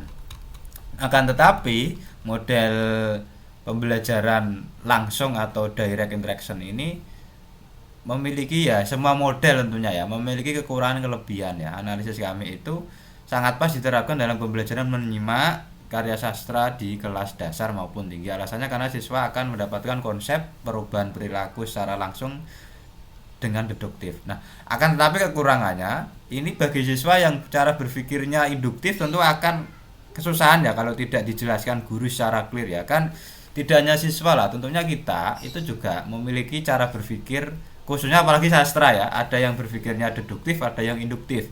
Ini sangat tercermin ketika kita membuat pendahuluan atau latar belakang di artikel maupun proposal ya. Jadi ada yang umum dulu baru khusus, ada yang khusus langsung ke umum. Jadi saya kira ini bisa menjadi tawaran ataupun konsep dalam pembelajaran menyimak ya di karya sastra. Nah, kemudian lanjutannya ada juga model SAVI ya, terkenalnya ya, somatic, auditory, visual, and intellectual. Kok dan toh. Nah, ini diperkenalkan Dave Mayer ya. Intinya model ini model yang menggabungkan gerakan fisik dengan aktivitas intelektual dan juga melibatkan semua panca indera ya. Karena ada beberapa aspek panca indera yang terlibat di dalam proses pembelajaran berbasis SAVI ini. Nah, yang pertama sintaknya adalah persiapan ya, intinya guru melakukan persiapan ya, dan ini guru istilahnya memberikan pengalaman yang positif ya, kemudian juga menempatkan mereka dalam situasi optimal dalam belajar ya. Pada intinya sebelum anak siswa itu on, guru mengonkan dulu lah, persiapan lah. Kemudian penyampaian tujuan tahapan ini adalah membentuk pembelajar, menentukan materi belajar yang baru dengan cara yang menarik, menyenangkan, dan relevan. Kemudian pelatihan, penampilan hasil. Nah, kalau model Safi ini di beberapa literatur yang kami dapat memang bisa diterapkan di dalam pembelajaran berbicara maupun dalam kegiatan mempresentasikan, khususnya dalam beberapa karya sastra yang memang dia kita sebut dalam kurikulum Merdeka itu ya produktif ya. Nah, bukan ekspresif ya, tapi produktif. Nah, khususnya karya sastra ini bisa kalau saya menggabungkan dengan konsep deklamasi ya, itu sebenarnya tidak hanya puisi dan cerpen, tidak hanya puisi tapi juga cerpen, karena beberapa genre terbaru yang kami amati cerpen itu dibaca ya, dan modelnya seperti ya kalau orang-orang dewasa mungkin Gusmus ya, puisinya yang banyak dibaca di beberapa event-event budaya itu. Nah, tentunya ini juga hal menarik ketika nanti pembelajaran Safi ini diintegrasikan dengan deklamasi, puisi ataupun cerpen. Karena juga di beberapa level SMP, SMA itu sudah ada pembelajaran musikalisasi puisi. Meskipun hanya itu penugasan mandiri kelompok bagi anak-anak yang memang bisa membacakan puisi dengan intonasi seperti lagu, dan juga yang bisa sebut saja gitar ataupun pakai akustikan seperti itu ya. Nah, tentunya ini sangat menarik ketika nanti di kelas tinggi ya, fase B, fase C, siswa bisa melakukan deklamasi puisi tidak hanya ya, meskipun dalam konteks ini mempresentasikan ya, tapi makna mempresentasikan bagi kami luas, tidak sekadar di dalam kurikulum Merdeka Belajar, tapi bisa dimaknai sebagai deklamasi dan juga musikalisasi, meskipun nanti ini erat kaitannya dengan juga pembelajaran seni ya. Nah, kemudian pada materi berbicara dan mempresentasikan musikalisasi ya, saya menyebut mendeklamasikan karya sastra seperti puisi, cerpen, siswa menggunakan semua panca indera dan gerak tubuhnya. Ini sesuai dengan model Safi tentunya ya. Jadi ada pendengaran auditori yang ikut terlibat di dalam proses pembelajaran itu. Kemudian ada yang mendengarkan, ada yang membacakan, dan seterusnya. Ini ada yang melihat. Nah, saya kira ini model Safi ini juga bisa dilakukan dalam konteks pembelajaran produktif ya, berbicara dan mempresentasikan khususnya karya sastra yang genrenya puisi maupun cerpen. Meskipun nanti puisi-puisi liris sekarang juga banyak yang istilahnya di cover ya menjadi sebuah lagu ya. Tentunya tidak hanya musikalisasi saja, tapi memang menjadi sebuah lagu ya. Nah, kemudian aspek yang lain, ini fase C memang kami belum menemukan, tapi saya kira sama dengan beberapa model yang lain. Yang terakhir adalah STAD, temuan saya sesuai dengan Mbak Nesia kalau tidak salah tadi. Model ini kalau menurut Slavin ya intinya model pembelajaran yang menempatkan siswa dalam kelompok belajar yang bisa masuk kategori model pembelajaran cooperative learning. Nah, memang di beberapa model yang kita gunakan tadi rumpunnya ada active learning, cooperative learning, project based learning, problem based learning, dan learning lainnya. Kita mengacu dengan beberapa buku yang sudah ada ya. Kemudian model STAD ini bisa digunakan untuk model mempresentasikan karya sastra ya, utamanya puisi dan cerpen. Nah, tahapan atau sintakmatisnya, pertama penyajian materi, di sini bisa dosen, bisa siswa. Karena ini saya tulis dosen, saya sendiri pernah menerapkan ini ya. Menyampaikan indikator yang ini dicapai apa gitu ya. Kemudian tahap kerja kelompok ya, jadi dibagi kelompok. Kemudian individual test dan juga perhitungan skor, dan tahap pemberian atau individu mendapatkan nilai ya yang sudah diberikan. Nah, kalau analisis dari STAD ini intinya bisa mendorong siswa itu untuk aktif ya dalam pembelajaran berbicara dan mempresentasikan karya sastra, khususnya pada kelas 4, 5, 6 atau fase C ini.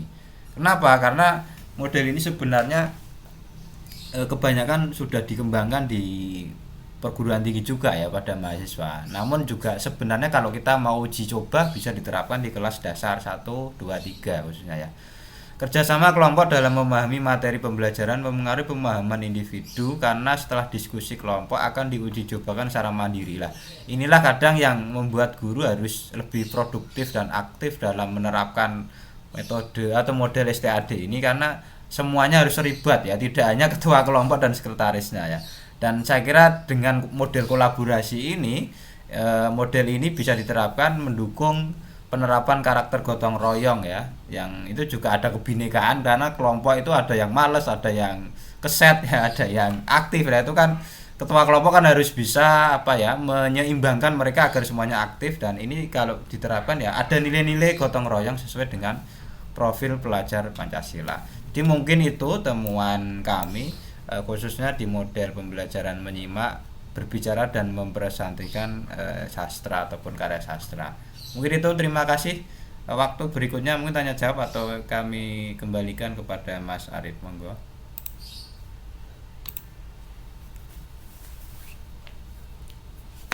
Ya, baik, terima kasih Mas Ibda dan kawan-kawan ya. Nah, mungkin sebelum kita kembalikan ke Pak Ali, mungkin teman-teman ada diskusi terlebih dahulu ya, kaitannya dengan model-model yang sudah disajikan oleh kelompok 2 ini. Silahkan, mungkin dari Mbak Okta, Mas Asif, atau Mbak Fajar Sih mungkin. Dari saya, Mas Arif. Oke, silahkan Mbak Okta. Mohon izin Pak Ali dan selamat siang teman-teman. Terima kasih untuk paparan model-model pembelajaran terkhususnya di keterampilan menyimak dan berbicara, karena memang saya juga ketika mencari model-model yang terkini atau inovatif untuk dua keterampilan itu memang agak sulit ya, adanya model-modelnya yang cukup lama.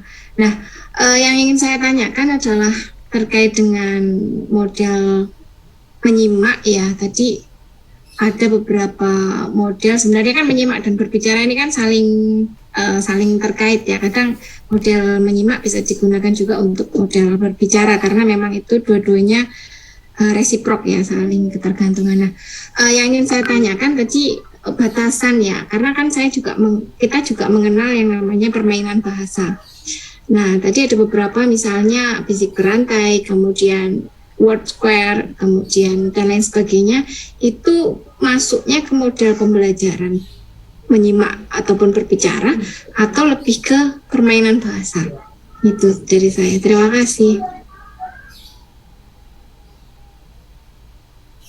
Ya, terima kasih Mbak Okta. Mungkin ada tanggapan? Silahkan dari Mbak Desti mungkin, atau Mbak Handara, Mbak Vera, Mbak Nesi, Mas Ibda.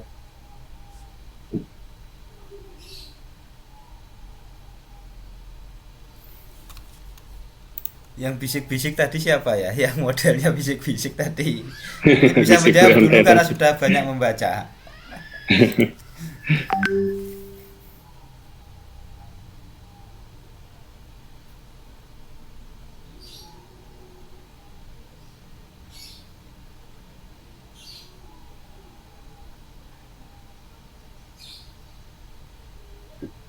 Baik, saya mencoba menjawab Mbak Okta tadi bisik berantai nggih.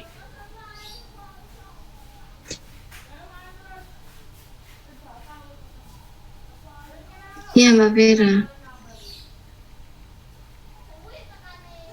Nah, pada model bisik berantai ini tadi benar yang kemukakan Mbak Okta bahwa bisa pada keterampilan menyimak maupun berbicara. Nah, pada model ini saya rasa lebih ke model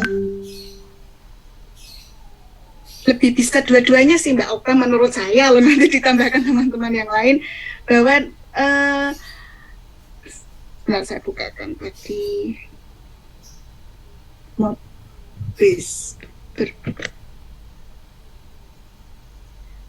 Nah, pada model bisik berantai ini menurut yang sumber yang saya temukan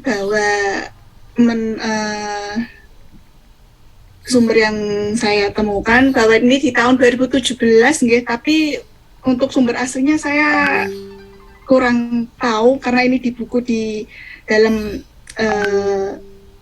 2017 ini bahwa dari model ini menurut saya itu tadi bisa dua-duanya sampai dan nanti bisa menjadi sebuah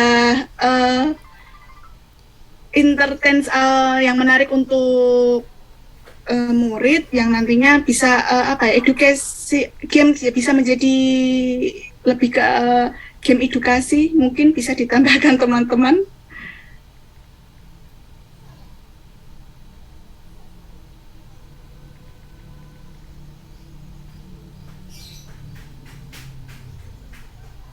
Ini sudah selesai kelompok 2. Sampun Pak Ali. Ya, prinsipnya begini, juga kaitannya dengan yang dipresentasikan kelompok 1 ya, bahwa pembelajaran bahasa dan sastra Indonesia ini kan kata kuncinya kan tadi yang sampaikan Bu Hesti ya, jadi bagaimana kita membuat anak senang dulu. Membuat anak senang itu tidak gampang itu, membuat anak senang dan tertarik dengan belajar bahasa dan sastra. Nah, kuncinya kan di situ, sehingga model atau metode atau strategi itu menyesuaikan dengan apa sih sebetulnya yang disukai anak-anak gitu. Karena tentunya setiap sekolah kan pasti berbeda ya, terpengaruhi oleh ya gaya belajarnya mereka, terpengaruhi oleh lingkungan dan fasilitas yang ada juga. Bisa juga karena mereka suka terbiasa perpus ya, mungkin nanti metodenya kaitannya dengan bagaimana mengintegrasikan perpustakaan dalam model itu. Atau kalau mereka suka di luar kelas, nah berarti ada model yang disesuaikan dengan kebutuhan mereka karena suka atau tertarik dengan kegiatan luar kelas. Sehingga model yang kita diskusikan ini pun saya kira tidak kaku ya, artinya bisa juga itu dimodifikasi, disesuaikan, diimprovisasi sesuai dengan kebutuhan, sesuai dengan lokasi yang ada. Nah, ini yang saya mau tanyakan ke Pak Ustadz Ibda ini. Nah, kalau model yang sudah baku itu kita modifikasi itu dosa enggak gitu Pak Ibda? Pak Ustadz Ibda.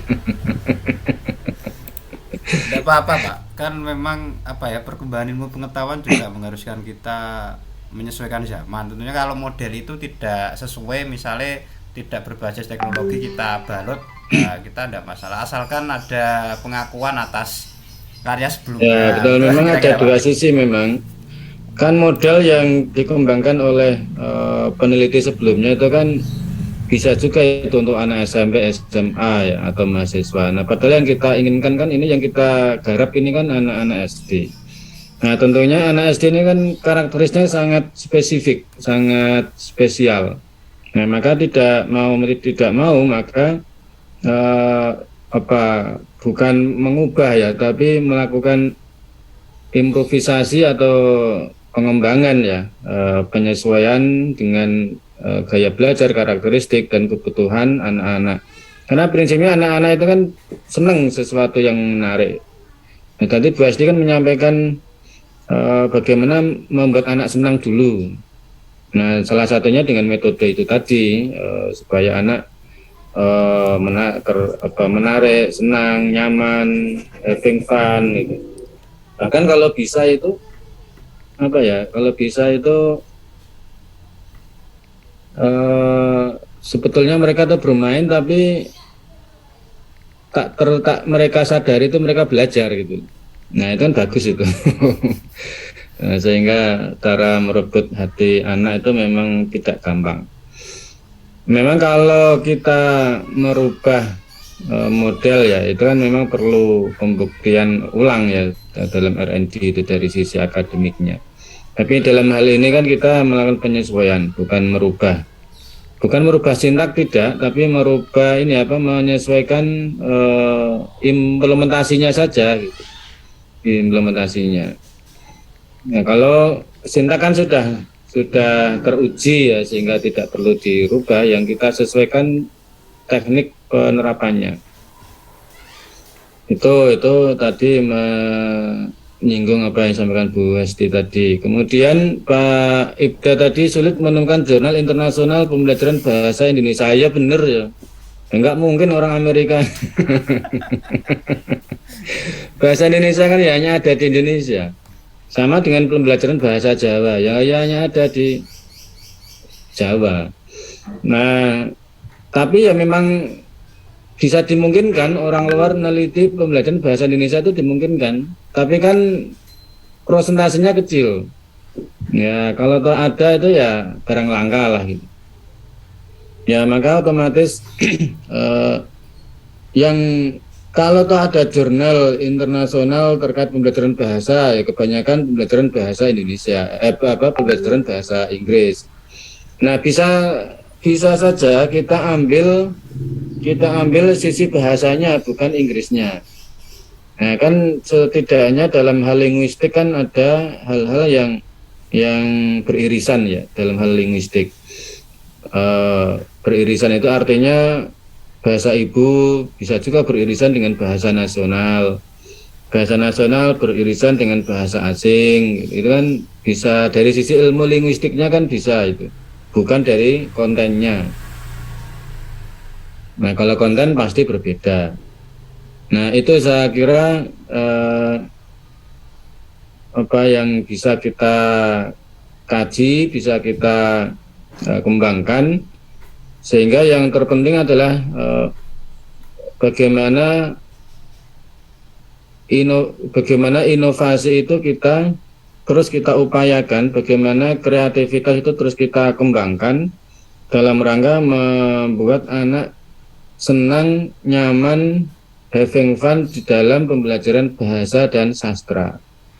Dan tentunya harapannya bermakna gitu. Bermakna itu ya tidak hanya bermain having fun, tapi memang bisa efektif dan efisien untuk mengembangkan kemampuan atau keterampilan berbahasa anak. Saya kira itu untuk kajian kita 2 minggu ini. Untuk berikutnya minggu depan kita beralih ke analisis perangkat inovatif, analisis perangkat pembelajaran bahasa yang sudah ada selama ini dan mengembangkan perangkat inovatif berorientasi kurikulum merdeka. Nah, itu nanti satu kelompok cukup membuat satu saja. Kalau menganalisis atau mengkritisi perangkat yang sudah ada itu ya bisa lebih dari satu, tinggal ngambil yang sudah ada toh. Diminta guru, minta kolega guru yang ada di lapangan. Seperti apa tuh selama ini pembelajaran bahasa, dilihat dari perangkatnya, apakah sudah sesuai atau dominasi kognitif atau bagaimana. Nah, itu yang dikritisi. Kemudian setelah itu membuat satu model perangkat inovatif. Nah, maka perangkat yang dikembangkan ini adalah perangkat ideal versi dokter. Nah, itu seperti apa? Kalau masih sama dengan yang di lapangan ya tak kartu kuning nanti. harus muncul inovasinya, harus muncul, bukan fokusnya bukan ke konten ya, tapi lebih kepada ini apa? Strategi atau model atau inovasinya. Satu saja, satu pembelajaran juga boleh. Satu pembelajaran itu berapa JP ya? Rata-rata 2 mungkin Pak. Gimana? Rata-rata 2 JP mungkin. 2 JP ya? Kayak kalau PPG itu loh, PPG itu kan 2 JP. Ya, saya kira itu tolong dibuat yang apa ya, yang sesempurna mungkin gitu. Imanan wahtisaban gitu, sehingga harapannya benar-benar perangkat yang dapat menjadi model atau contoh. Oke, saya kira itu 2 minggu ya waktunya ya, yang kelompok 1 minggu depan, kelompok 2 minggu depannya lagi. Bisa dibagi kelompok 1 misalkan kelas rendah, yang kelompok 2 kelas tinggi, atau gimana ngaturnya monggo. Yang penting masing-masing kelompok berjibaku itu tolong digarap dengan serius, karena itu nanti produknya yang perangkat yang inovatif nanti akan dilampirkan di itu tadi, di buku tugas akhir. dilampirkan sebagai model. Ya, saya kira itu dulu.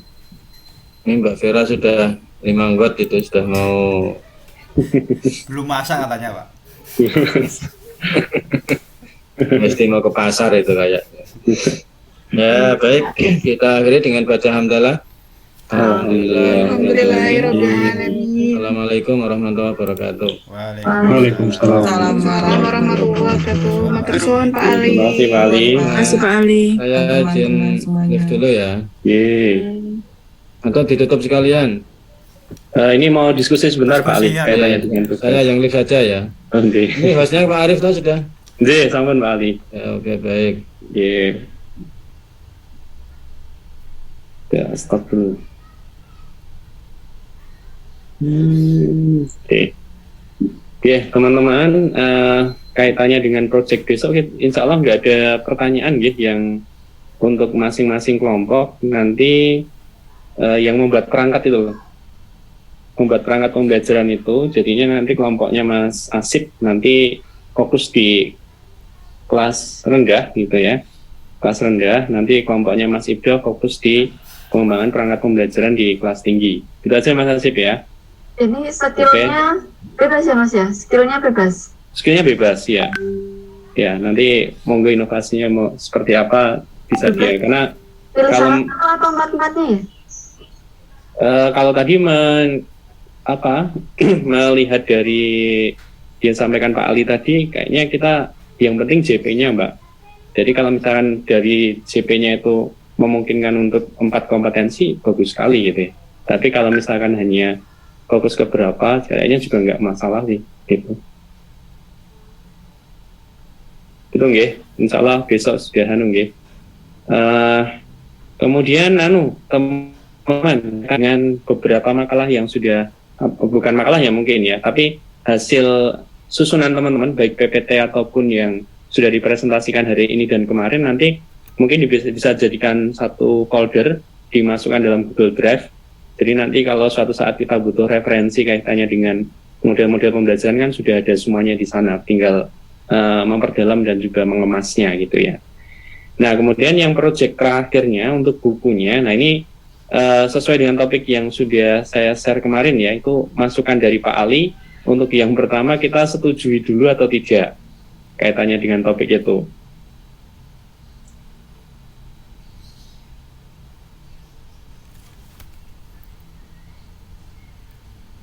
Iya teman-teman. Tidak apa-apa Mas. Nah ya ambil itu aja ya. Apa? Oke. Nggak sesuai dengan perkuliahan kita. Kesarai kan ke sana. Nah sekarang kaitannya dengan masing-masing bab. Ini kan satu mahasiswa punya tanggung jawab satu bab kan. Itu. Lah ini mau ngisinya gimana? Apa ya? Mending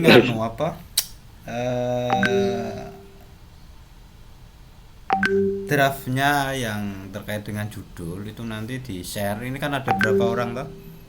9. Berarti kira-kira 9 judul subbab gitu tidak apa-apa. Nanti misalnya satu bab 2 orang tidak apa-apa kan, nanti ada teori umum, terus teknis dan juga contoh misalnya kan. Iya. Mas. Nah kemarin kan sempat kita list itu kan, yang topik kemarin teman-teman kan belum ngelis ya waktu itu ya. Nah maka ini gini aja wes, nanti yang sudah dapat topik gitu ya, sudah dapat topik di masing-masing bab itu silahkan langsung share di grup gitu ya, share langsung di grup. Artinya adalah yang mengklaim topik itu adalah yang lebih dahulu, yang lebih berhak gitu. Misalkan Mbak Nesi nge-share nih pertama nih gitu kan. Nah kemudian Mbak Vera nyusul yang kedua, topiknya sama. Nah maka haknya ini saya berikan pada Mbak Nesi ya. Jadi Mbak Vera nanti bisa mencari yang lain dan berikutnya langsung segera disusun. Dan teman-teman ini kan sudah pertemuan 10 ya, nggak kerasa banget nih. Tahu-tahu sudah pertemuan 10, artinya kita tinggal 5 pertemuan lagi ya. Maka biar nanti tugasnya nggak numpuk di grup yang lain, setelah berarti kan 10-12 ya. Jadi pertemuan 13 nanti semuanya sudah ready ya bahan kajiannya ya. biar kita nggak kita ada waktu untuk editing dan juga penyempurnaan lah ketika nanti ada konten-konten yang harus kita copy editkan gitu ya, sepakat ya Mas Arif, iya. usul aja. Gimana kalau mungkin susunan babnya itu hampir sama dengan outline dari Pak Ali gitu Pak Mas Arif. Jadi kita kan sudah mengerjakan dan nyicil-nyicil lah istilahnya nggih. Jadi paling nggak kita nggak mulai dari nol banget. Nggak boleh. Oke. Nah, kalau berdasarkan outline-nya Pak Ali kan di sini ada ini ya Mbak ya. Ada sekitar berapa sih kemarin? Ada 16 topik, tetapi ini bisa disederhanakan sih, beberapa yang kelas tinggi, kelas rendah itu jadikan satu. Gitu. Mau seperti itu? Gimana, monggo. Nah, menurut saya gitu sih hematnya. Iya. Jadi kita mikir double-double. Dari yang sudah ada kemarin ya? Setuju. Oke. Nanti kan bisa diimprove lagi dengan kalau kemarin mungkin mengerjakannya masih apa ya, kayak tadi ini juga masih ya belum maksimal, nanti bisa ditambahin lagi sing rodok murwat. Oh gitu. Ya, kalau misalkan diambil dari itu, jadi nanti tak petani dulu aja. Jadi beberapa topik gitu ya. Perlu diploting sekalian nggak anunya? Nama-namanya? Iyalah. Oh ya. Maksudnya yang plotting saya kan jadi sesuka saya gitu kan. Iya, apa Mas? Dibuat aja Mas. Ya. Daripada lemes. Lah ya. Nah, tadi yang misalkan jadi tak plotting, saya yang akan menentukan siapa yang membahas topik-topik itu, gitu ya. Oke. Ya wes. Ya udahlah next gitu, jadi nanti kita sepakati, kemudian nanti isinya, kemudian nanti lampirannya juga kita layouting, kalau sudah jadi nanti langsung. Dan targetnya minggu pertemuan ke-13 ya, teman-teman sudah ready semua. Itu ya, biar nggak numpuk, karena nanti harus lebaran juga toh. Lebaran garap tugas kan jadi pusing nanti. Itu aja teman-teman, ada pertanyaan dulu. Mas Arif, ini ya? di buku ini tadi rencananya bakal diterbitkan atau gimana ya? Iya, diterbitkan. Pak Ali masuk di dalam juga enggak? Aku nggak berani jawab kalau itu. Jelas dong, maksudnya. Saudara lo ya, yang jawab ya. Kalau hanya kita berarti 9 bab. 9 bab doang. Kalau hanya kita berarti 9 bab aja. Kalau kita 9 bab. Itu memenuhi syarat untuk penerbitan ya? Enggak jadi masalah kan? Enggak sih, enggak apa-apa sih. Kalau buku referensi enggak masalah. Berapa bab pun boleh. Oke. Bukan begitu Mbak Okan? Guys, sing dewe juga ya. Mau tanya nanti kita suruh belumnya. Guys. Untuk ini biar ini kan kalau kita mau penerbitan kira-kira satu babnya itu berapa estimasinya Mas? Kayaknya butuh ada standarnya deh sedikit. Mbak Oka ada outline nggak dari UNY Press? Coba saya tanyakan ya. Tanyanya ke Pak Ali berarti kan. Ya sekalian ditanya dia mau ikut. Kalau nggak ada outline-nya, saya ada outline yang dari kampus gitu. Tapi ukuran A5 gitu. Kalau mau pakai itu nggak apa-apa. Tapi kalau misalkan mau langsung ke UNY Press-nya, kan nanti proses copy editing-nya lebih mudah gitu. Itu Pak Ali pengen ke UNY Press ya Mas? Apa kayaknya sih arahnya ke sana deh kayaknya. Yang tahun kemarin gimana Mbak? Gimana? Saya Mbak. Sama, di sana semua. Ini kosnya nanti kita ya? Atau gimana Mbak? Tanyakan ya. Mbak. Kalau kosnya kita harus punya kas nih. Iya. Apa aja tadi? Outline, terus kemudian pembiayaannya, kosnya. Outline, itu kos Ali mau ikut enggak Mbak? Ya itu, Ali tulis ya gitu ya. Terus mau diterbitkannya boleh bebas satu DWNJ. Ya itu oke. Pengalaman Mbak Andara gimana? Lebih ahli Mbak Okta. Oh, lebih aktif. Mejanya deketan. Yes. Yes, engko bengi Mejanya batalnya. deketan. Batalnya padha ndonga, muga-muga dibayari kan gitu. Nah, kayaknya dibayari sih Mas. Nah, itu ya. Cuma itunya sih beliau itu mau membantu Tes pertama tulis ya. apa? Dia pastinya minta yang pertama. Beliau gitu. Iya.